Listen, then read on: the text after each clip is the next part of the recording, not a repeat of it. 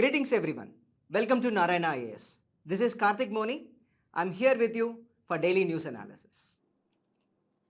In today's session, I'm going to discuss 5 articles. First article is from International Relation. It talks about the ongoing conflict between Israel and Palestine. And then we'll be having the economics topic, and that talks about the current economic slowdown.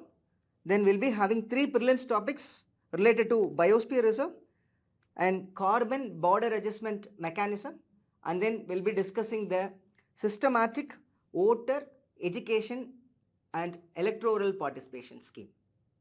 Coming to the first article, we have Revenge of Old West Asia. This article is very important from the perspectives of Israel-Palestine conflict, and also from the larger dimension we can think about from the perspectives of Arab-Israeli relationship also. And also we have to think from the perspective that how the current conflict will influence the geopolitics of Middle East region. So we are expecting one mains question from this topic, and also we had a previous question in 2018. They asked about the relationship between India and Israel. Coming to the context part, in 2023, October 7, the Palestinians attacked the Israel. As a retaliation, the Israel launched a devastated bombing that resulted to the death of 9,000 Palestinians. The number is huge, and the retaliation is disproportionate, right? So in order to understand this conflict from the larger dimension, we have to know about the region, and also we have to know about the background of this conflict as well. So this is the Middle East map. So we have Israel here. This is Israel. The Israel is surrounded by the Arab nations. We have Egypt in the west, and Lebanon and Syria on the top, and then Jordan and Saudi Arabia on the eastern side. Apart from that, we have Iraq here and then Iran here. So understanding about the region, understanding about the neighboring countries of Israel-Palestine is very important to know the geopolitics. So moving to the backgrounds, so we have to start from the disintegration of Ottoman. So this is the Ottoman map.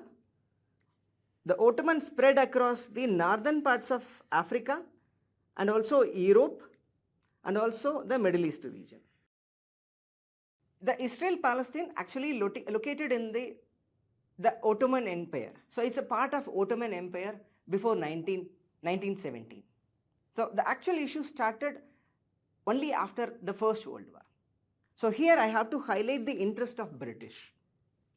The British expressed its interest in 1917 that it wanted to have a nation for Jew people in order to woo or in order to get the support of US, Russian, Jew leaders, right?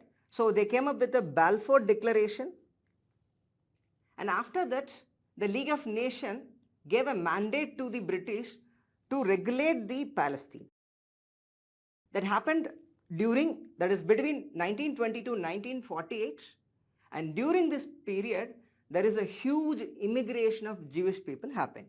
So immigration happened, and this was not accepted by the Arab, and because of that there is a huge unrest and resulted in Arab revolt of 1936 to 39.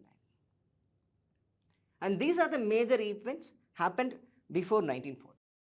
In 1947, the United Nations proposed a plan to have 2 different states, one for Jew and another for Arab. This was not welcomed by the Arab nations.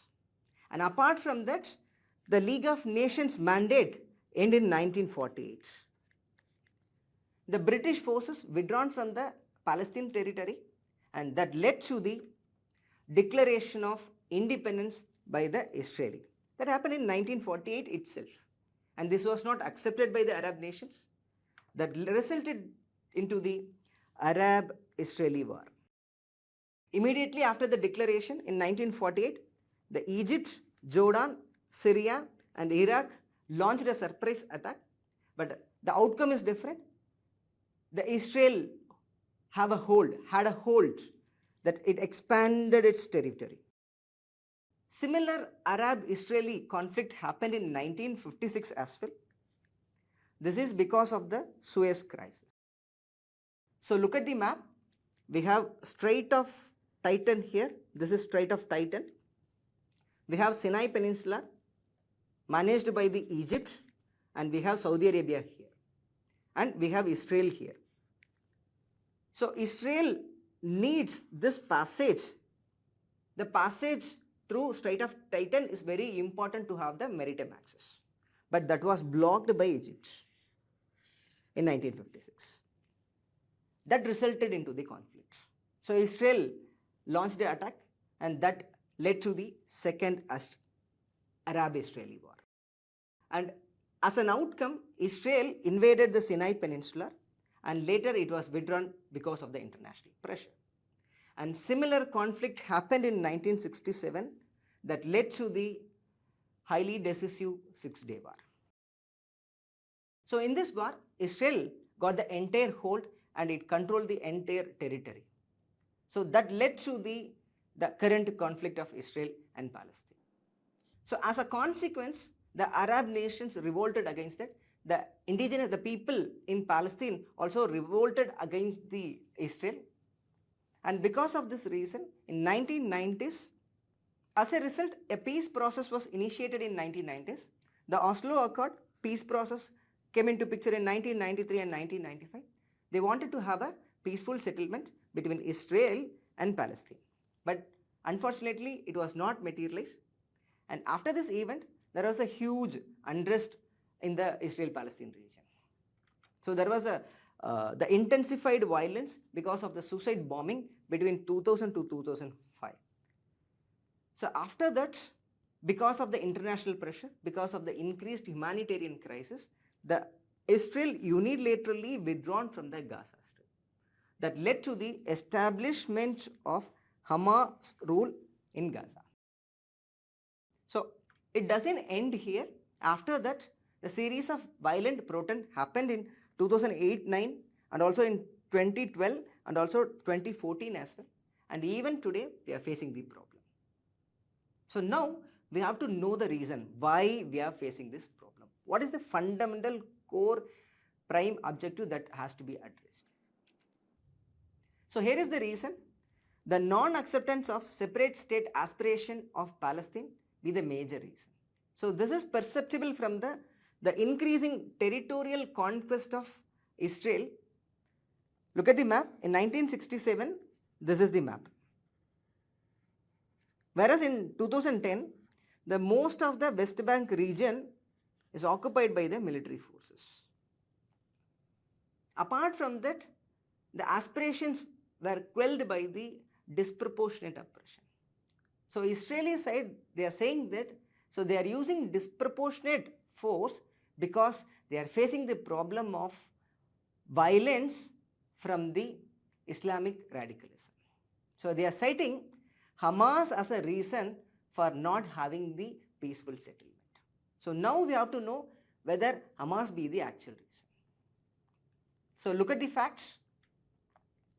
So Hamas was created only in 1988, that too 21 years after Six-Day War. That happened in 1967, where actual conquest of the territory happened, right? And also it was created as a part of Islamic Center, basically a charity organization. So nowhere indulged in violence in the initial periods. But it becomes violent only after the failure of Oslo Accord due to the compromise of PLO. So many of the dissatisfied Palestinian youths supported Hamas, and later only in 2000s it becomes militant. So here we are concluding that the Palestine radicalism is not the reason for not having the peace, but rather the absence of peace and continuing oppression be the reason for the strengthening of Islamic radicalism. And also Israel is citing another reason that the Arab nation are against the Israel's interest. So this is also another reason cited by the Israel for the disproportionate force. Look at the facts. only in 1948 Arabs attacked the Israel, whereas in 1956 and 67 conflict, the Israel launched the attack on Arab nations. And that too, the last Arab attack happened in 1973, which means the conflict was over, got normalized in 1970s itself, right? And now most of the Arab nations such as Egypt, Jordan, UAE, Bahrain, Sudan and Morocco have a normalization process with Israel. And apart from that, in the region, Israel is a superpower and it is having an undeclared nuclear power as well. And also, it is having an unconditional support from US. So which means it is irrational to cite Arabs as a reason for the impediment of peaceful process. So looking into the way forward, so we have to look into the possibility of truce. So international commitment is needed to establish truce for the ongoing conflict between the Hamas and the Israel to end the humanitarian crisis. And the changing political landscape has to be accepted. Though we want to pull Hamas into the political discussion, the peaceful negotiation has to happen, and we have to persuade with the acceptance of two-nation theory as a solution to resolve this conflict. Coming to the second article, we have slowing momentum. This article is taken from Hindu newspaper from the editorial column. This article talks about the softening of economic momentum that was inferred from the data, the index of core industries, and also from the S&P's PMI index. So prelims point of view, we can expect question from the indices directly, and also the mains point of view, we can use these numbers to show the economic trend in India. So that's why this article is very important. We also had a previous year question. In 2015, there is a question related to ICI. So they wanted us to know the highest weightage, the industry which is having the highest weightage. And apart from that, in 2012, we have another question to know about the list of industries which is there in the ICI. So getting into the basic details, so ICI, so index of core industries. So it is a measure of performance of 8 key industries. So we have coal, crude oil, natural gas, refinery products, fertilizers, steel, cement and electricity. So 8 industries. So which means these industries are highly important for the performance of the economy. That's why we have a separate index for these industries to assess the performance of these industries. So now we have to know about the weightages. We have petroleum refinery products and electricity on the top. So that is 28% and 20%. Whereas at the bottom, we have fertilizer 3% and cement at the bottom, that's 5%. So we have to know the weightages as well. And apart from that, so this data is collected and compiled by an institution named Office of Economic Advisor. This institution functions under Ministry of Commerce and Industry and published on the monthly basis. So this is also important. Apart from that, these 8 industries, that is ICI, contributes 40.27% for the index of industrial production. So index of industrial production will account the performance of the manufacturing sector as a whole. Look at the number 40%, which means only these 8 industries is contributing the 40%. So it's huge. So that's why these industries are very significant. So the performance of these industries are very significant for the performance of economy as a large. And apart from that, prelims point of view, we have to know the base year. So 2011-12 is a base year for the assessment of the performance of these industries. So we have to know about the industries, what are they, and then we have to know about the weightages, and also we have to know about the institution and the basis on which it is released, and then its contribution to the IIP, and finally the base year.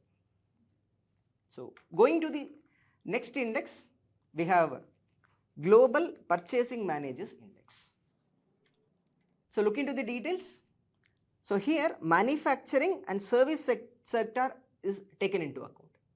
But in the previous case, only 8 industries, that too the manufacturing sector. So that is the difference. And in the second case, it is compiled by IHS Mankit. It's a private institution. Whereas in the ICI, it is compiled by the government, the ministry.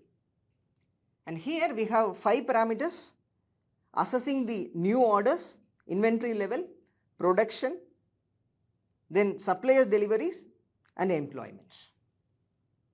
So each factor is having the equal weightage and it is represented as a number between 0 to 100. So if the number is more than 50, that is above 50, which means the economy is performing good, the economy is expanding. Whereas if it is under 50, which means the economy is contracting. So these are the inference which we have to take from the PMI number, right? So here we have to know about the institution. So they are covering 2 sectors, manufacturing and service sector, and also the 5 categories of details which they are collecting. And then we have to know that we are giving equal weightage to each factor, and then we have to know the numbers. So what is mean by above 50 and what to infer if it is below 50. So now we have to know the economic trends. So we know the data, we have collected the article itself given the data. Now we have to get into the details to get the economic trends. So now the details of ICI. So here we have to think from the 2 dimensions. So we will be having the details on year performance, which means between 2022 September and 2023 September. So when compared to last year September, what is the performance? And then we have to think about performance of July when compared to September. So comparing between the months within the year itself. So here the author that wanted to highlight that the economical performance of these industries are slightly weakening. Even though when compared to the previous year, it is functioning well. When compared to the previous month, it is not functioning well. So that is the idea. Look at the number. The performance dipped to 8.1%, which is 4 months low when compared to August. So in August, we have the expansion. The performance is around, the progress is around 12.5%. But now, that is the September value is 8.1, which is decelerating. So that is the problem. And this problem is experienced in all the 8 industries except fertilizer. So moving to the PMI. So look at the number. So here the article talks about the number of October. So it is 55.5%. Yes, the economy is expanding, performing good. But when compared to the September number, that is 57.5. So here we can able to get the idea that the economy is softening.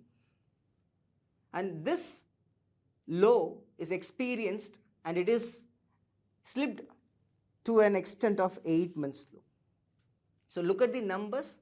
In the ICI, like we have reached the 4 months low, that is 8.1%. Whereas in the PMI, we reached 8-month low, that is 55.5. So that is there.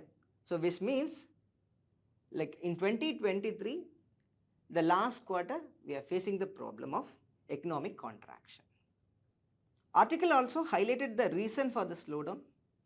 So it highlighted the occurrence of heavy rain, that too especially in September, the last phase of southwest monsoon.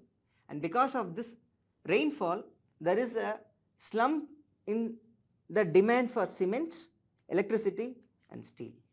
Apart from that, it also highlighted the reduction in the international demand, and that is also another reason. And apart from that, it highlighted the role of inflation. The cost of production is increasing, and because of the increased cost, there is a weakening of demand. So this is also another reason cited in an article for the slowdown of the economy. Coming to the third article, we have biosphere reserves as evolving as pockets of hope. Exam point of view, we can expect questions from biosphere reserves directly, and also we can expect questions from UNESCO Man and Biosphere program. So we'll be discussing this article mostly from the prelims point of view. Looking into the context, today November 3rd we have celebrated the World Biosphere Reserve Day. The aim of the celebration is to promote or to raise the awareness, to increase the importance of biosphere reserve, to promote the conservation and sustainable use. So prelims point of view, we have to know the UNESCO's Man and Biosphere program. The name itself evident that man, socio-economic aspirations on one side, and then biosphere, which means environmental aspiration on the other side, which means this program want to combine both the socio-economic aspiration of a people residing in the particular region and also the conservation aspect. So two aspects. So to promote the human and environmental relationship through combining natural and social aspiration. So this is the idea. So next we have to know about the structure of the region. So the biosphere reserve under this program will be having different biosphere reserves, and we will categorize and we will delineate different regions in which we will be having core zone at the heart of the biosphere reserve, in which the human activity is strictly prohibited. No activity is permitted, which means this zone is entirely for the conservation of flora and fauna and also for the conservation of natural resources like water, soil and air. So strictly prohibited. Second, we have the buffer zone. This zone surrounds the core zone. It acts as an intermediate layer in which the people live and work in harmony with the nature. Here, most of the laboratory activities will be happening for the study purposes and also for the training purposes and also for the educational purposes. So even though human participation is allowed, it is limited. Whereas in the transition zone, so all these socio-cultural activities are permitted. So here the entire aspiration of the community can be met. So we can indulge in grazing and also gathering activities. So everything is permissible here. So next we have to know about the best local practices in conserving the biosphere reserves. So first we have Sundarbans Biosphere Reserve, so in which the local communities are working together for the conservation of mangroves. So because of this reason, the biodiversity of the particular region is protected. So this is important. So apart from that, we can also quote the example of Gulf of Mannar, in which the women from the local community contributed for the conservation efforts by creating self-help groups. They engaged in eco-tourism activities. So because of this reason, the socio-economic aspiration of the people as well as the conservation efforts needed for this region is made out. So for this practice, they also awarded Mitchell Batchy Award by the UNESCO, and also they have created a trust named Gulf of Mannar Reserve Trust, and they introduced the concept of plastic checkpoints as well. So in the mains examination, we can quote these examples to value add the answer. Coming to the fourth article, we have carbon border adjustment mechanism. So in the UPSC examination, we can expect some prelims question from this topic. So previously, UPSC had asked similar questions from the carbon credits. That's why it is very important. So context, this article is recently in news because the Commerce Minister expressed criticism on this European Union's current mechanism because the minister saw this as a protectionist measure. Means it will affect India's export to European Union. So that will be affected. So now we have to know the details behind the mechanism. So it is a proposed carbon tariff on the carbon intensive products. So what is meant by carbon intensive products? Means the products which involves the great emission of carbon dioxide during its production. This is what we meant by the word carbon intensive products. So this mechanism is a part of European Union's Green Deal. So they want the Europe to be climate neutral by 2050. So now we have to know the functioning, how it works. So they will place a charge on imports of certain goods from countries with less ambitious climate policies. For example, a Chinese steel company produces 1 ton of steel which emits 2 tons of carbon dioxide. The carbon pricing in China is $10 per ton, whereas the established European Union standard is $50. Then as a carbon border adjustment facility, they will charge $40 per dollar for each ton of steel. So the difference in the number will be adjusted, charged by the European Union as a carbon tariff. So this is how it used to function. So the problem with this initiative is that this initiative can be misused by the nation as a protectionist measure. So in order to promote the domestic industries, they can obstruct the import of certain goods. So the possibility of misuse is possible. And apart from that, there are implementation challenges in finding the numbers. For example, how much India is charging for a ton of steel. So such kind of practical difficulty is also there. So these are the ideas which we have to know from the prelims point of view. Coming to the 5th article, we have systematic voter education electoral program. So prelims point of view, we can expect some question, and also in the mains examination, we can cite this an important measure to deepen the democracy. Because in 2016, there was a question related to the election commission's measure to deepen the democracy. So similarly, we can expect similar questions in the upcoming examination also. So in that, we can use this as an important point regarding the government's measure. So this is news because recently NCERT wanted to introduce electoral literacy content in the textbooks. So why? They wanted to address the voters' apathy. There is a problem that the young population in India is showing apathy towards the election. They are not participating. So in order to fix this problem, NCERT come up with a solution to introduce the program, electoral literacy program, in the textbook itself. So this is the context. Getting into the scheme, it was introduced in 2009 by the Election Commission of India. So try to remember the institution and the year.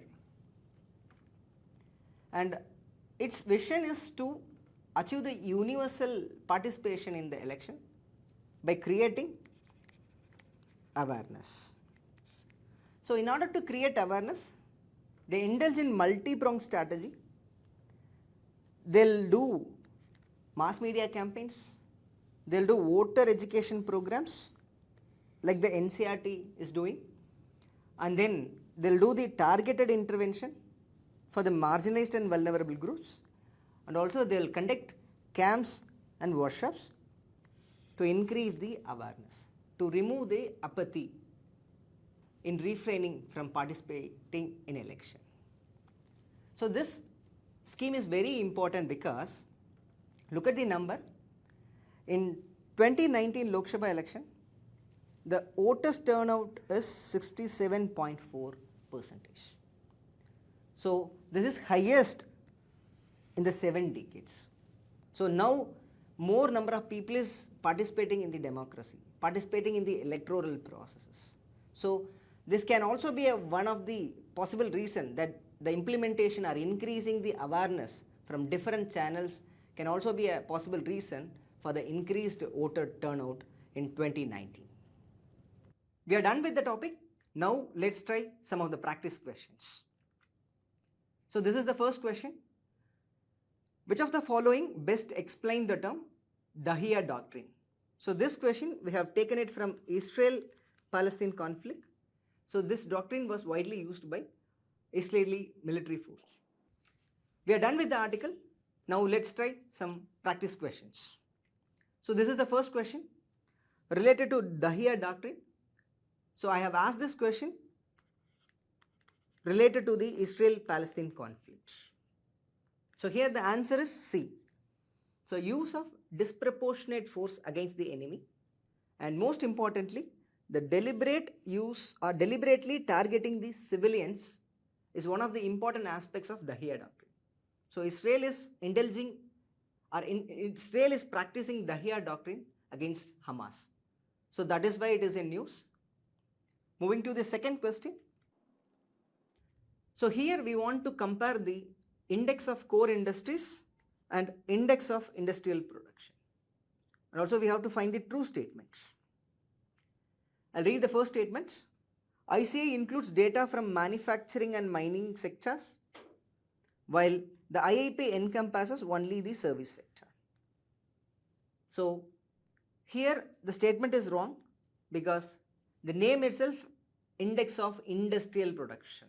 So we can easily eliminate this option because it is not related to service sector. It related to the manufacturing sector. And also whenever there is an extreme word such as only, so we have to be very conscious. So first statement is obviously wrong. Look at the second statement. ICI provides year-on-year growth data for the specific key sectors. Yes, 8 key sectors. Whereas the IIP offers overall industrial output figures. Yes, it seems correct. We'll check the third statement as well. Both the indices are released by Office of Economic Advisors. No, it is wrong. So it is correct for the ICI. So index of core industries was released, compiled by Office of Economic Advisor under Ministry of Commerce and Industry. Yes, that's true. Whereas for IIP, it will be compiled and released by NSO under Ministry of Statistics and Program Implementation. So C is wrong, which means obviously D is also wrong. So all the above is not correct. So option is B. Moving to the third question. So it's related to carbon border adjustment mechanism proposed by European Union. It is a part of Europe's Green Deal. It wanted to have a carbon neutral European Union by 2050. So its intention to regulate the import of luxury goods. No, it's wrong. To promote carbon intensive industries within European Union. No. So it want to charge from the import of carbon intensive products. So second is also wrong. To address the carbon emissions associated with the imported goods. Yes, C is correct. Look at the fourth statement. To impose tariff on European Union exports to reduce the trade deficit. No. So it is not for the economical dimension, it is for the environmental dimension. So which is to reduce or to charge or to penalize the import of carbon intensive products. So option is C. That's the end of the session. Do share, like and subscribe our channel. Thank you.